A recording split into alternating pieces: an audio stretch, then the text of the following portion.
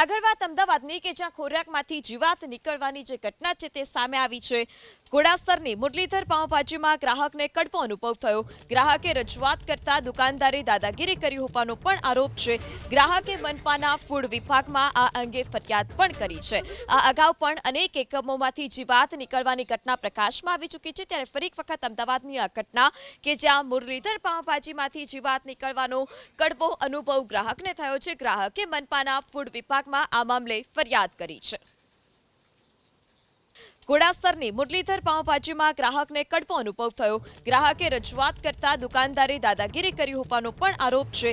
ગ્રાહકે મનપાના ફૂડ વિભાગમાં આ અંગે ફરિયાદ પણ કરી છે। આ અગાઉ પણ અનેક એકમોમાંથી જીવાત નીકળવાની ઘટના પ્રકાશમાં આવી ચૂકી છે। ત્યારે ફરી એક વખત અમદાવાદની આ ઘટના કે જ્યાં મુરલીધર પાઉંભાજીમાંથી જીવાત નીકળવાનો કડવો અનુભવ ગ્રાહકને થયો છે। ગ્રાહકે મનપાના ફૂડ વિભાગમાં આ મામલે ફરિયાદ કરી છે।